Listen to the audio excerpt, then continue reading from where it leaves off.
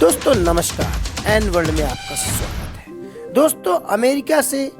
Plane यानी हवाई जहाज की टेक्नोलॉजी को लेकर एक बहुत बड़ी खबर निकल के आ रही है, जिसके बारे में हम आज बात करने वाले हैं। तो दोस्तों आप हमारा चैनल एन वर्ल्ड न्यूज़ देख रहे हैं और इसे सब्सक्राइब और ज्वाइन करना ना भूलें। तो आइए आपको बताते हैं पूरी खबर। दोस्तों अमेरिका के defence advance research project agency ने एक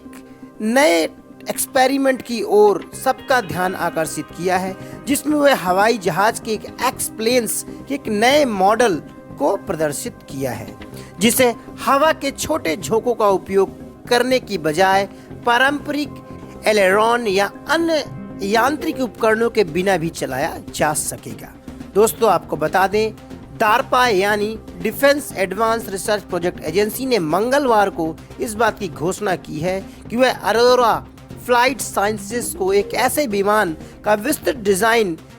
करने के लिए चुना है, जिसे कि निर्देशित करने के लिए सक्रिय प्रवाह नियंत्रण और इस तरह की टेक्नोलॉजीज का उपयोग करके वह एक नया डिजाइन विकसित कर रहा है।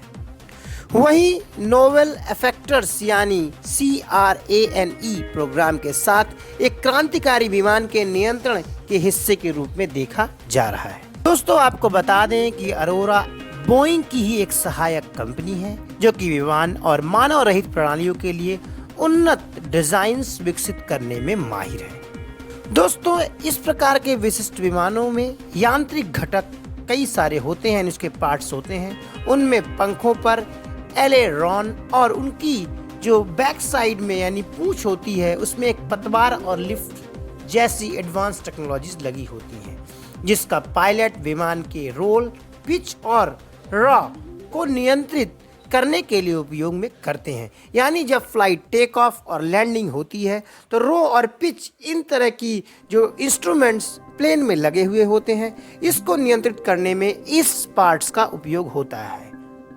वहीं दोस्तों आपको इस बात की जानकारी दे दें कि CRANE के पूर्व प्रोग्राम मैनेजर अलेक्जेंडर वॉलन ने नवंबर 2021 में एक इंटरव्यू में इस बात की जानकारी दी थी कि इस तरह के सामान्य सिद्धांत पर काफी हद तक अपरिवर्तित और निर्देशित विमान डिजाइन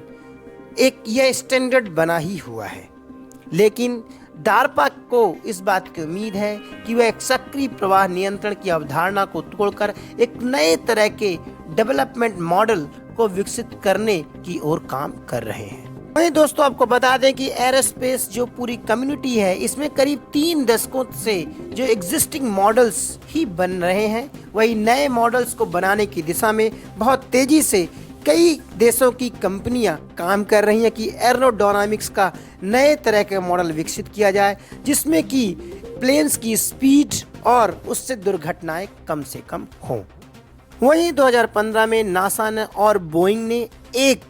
इस तरह के डिजाइन्स को, जो कि 757 विमान को सफलतापूर्वक उड़ाने के लिए एक टीम बनाई थी और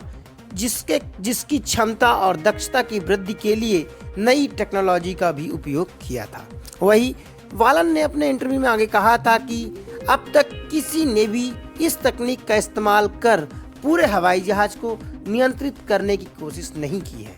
यानी जो प्लेन के पार्ट्स पिच रोवर या होते हैं, इसको अभी पूरी तरह से इस्तेमाल में नहीं लाया जा सकता है कि क्या इसकी किस प्रकार की क्षमताएं हो सकती हैं और इसको प्लेन को और सटीक तरीके से उड़ाने में इनके पार्ट्स को और अधिक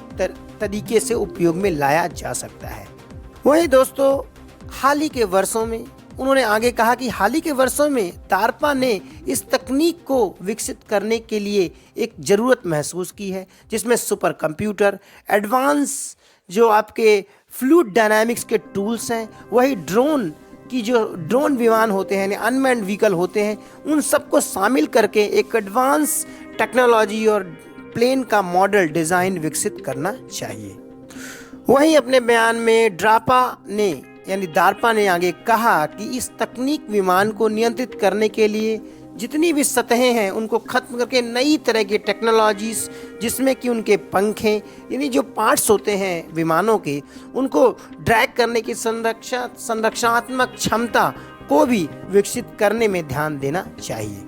और हम इसी तरह की टेक्नोलॉजीज पे काम कर रहे हैं, जिसमें कि ये जो पार्ट्स होते हैं विमान के, उनको कैसे इफ़ेक्टिवली यूज़ किया जा सके विमान की सटीकता और उनकी स्पीड को बढ़ाने की दिशा में। वहीं दोस्तों, डार्पा